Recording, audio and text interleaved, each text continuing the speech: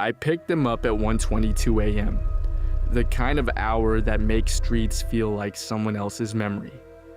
He sat in the back, hands folded over a phone, not speaking, only tapping. He showed me the screen when I asked where he wanted to go. A rural address 3 exits past the last town. That was all the communication for the ride. He typed and I drove. The GPS voice kept trying to send me back to the lonely highway, but then it would reroute softly, like a thought changing, sending us deeper into darker roads, past closed farms and the occasional long yellow light. The passenger never looked up at me. His face was unremarkable, the sort of face you forget if you blink. But he watched the map the way someone studies a paper that decides their next move. The radio stayed off. The heater clicked once and then went quiet. I remember checking my rear view more than usual, as if that small mirror could tell me what the road would not. The mirror showed him exactly where he sat, phone lit and unreadable. For a while, I told myself I was tired, that the long night and the coffee from 2 hours ago had finally found me. But that excuse felt thin when the GPS shoved us onto an even narrower lane and the passenger's fingers didn't stop moving. He typed, then held the phone out so I could see the new directions. I swallowed, set my jaw, and turned the wheel. The map kept pulling us away from light and toward a strip of road where trees met shadow like closed curtains. The ride felt like a slow, careful hand moving a piece on a board, and I realized I was the only one playing by the rules I knew. The more the GPS rerouted, the less comfortable my body felt inside the car. The road narrowed, then narrowed again. We passed an old gas station whose pumps looked like broken teeth. A dog barked somewhere off the road and then fell silent. I watched the passenger's hands, the rhythm of his thumbs on the screen. He never spoke, but he gave me directions by showing the route, by sliding the map until the blue line craved the road I was on. Each time I glanced at the rear view, the man in it lagged behind my own movements by the smallest fraction, an inch late when I checked my speed, a blink delayed when I shifted my gaze. Once at a stop sign, I let my face relax and tried to read him, to force human talk into his quiet. My reflection in the mirror stayed still. Then, with a tiny sudden smile that didn't match any muscle I had chosen to move, the face in the mirror smiled. Not a smirk or a nervous grin, but something small and knowing. I felt the car temperature drop even though the dial read warm. I turned to ask him if he was all right, and he only showed me the phone again. The smile in the mirror stayed for a beat longer than was natural, and in that stretch of time, my heart moved somewhere else, up into my throat, and it refused to come back. When I tried to use words, they came out flat.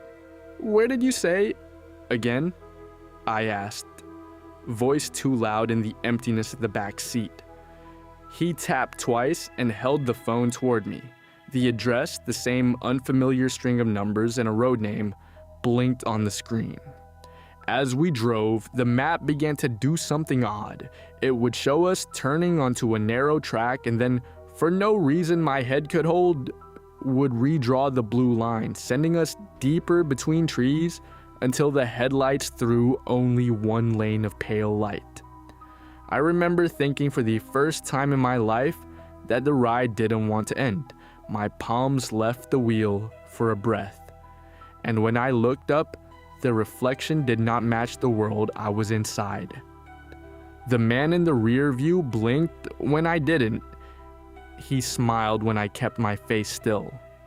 The phone on the passenger's knees vibrated once, and the receipt app at the top of my own dash lit a tiny icon I hadn't seen before. It felt like a small private machine making a note I couldn't read. The road hunched and dove, and for a moment I felt as if the car itself had weightless parts, my hand steering one life while the rest of me watched from somewhere behind the glass. The passenger's silence filled the car more densely than any noise could. I read the map and followed it, because that was what drivers did. Follow directions, trust the lines. Only now, the lines felt less like guidance and more like the last words of someone trying to remember how to get home. We stopped at the place the blue line ended. There was no porch light, only the hush of fields that do not attempt to sound friendly. I killed the engine and the world tightened to the size of the dashboard. For a second, I sat frozen, waiting for him to say, "Thank you." To reach forward to the door handle, to be just a man who had used the phone and left. He lifted the phone and without turning, swiped the screen. The receipt updated in a tiny box at the top of my dash. Driver deceased. Passenger survived. The words read like a sentence someone else had already spoken about me. My throat closed around something that dulled my hearing. I turned slowly toward the back seat, below the headrest where his shadow had been, and the seat was empty. Nothing but the small impression of a phone still under where knees had been. The mirror, which had been a liar and a prophet both, showed only my own face then. Real, stunned, and suddenly impossible to move. Memory came in a rush, not like a film, but like a newspaper page folding itself back into facts. The crash. A year ago on the stretch. Other headlights, the smell of smoke. My own hands useless on a wheel. I had been the driver that night too. The roads had taken my name then and carved it into light and metal. The receipt on the dash refreshed one more time, as if to be sure. Driver deceased. Passenger survived. I understood with a calm that was its own kind of grief, that I was not the one transporting the night. I was what moved in the rear view for someone else to see. The passenger had survived. I had been brought home.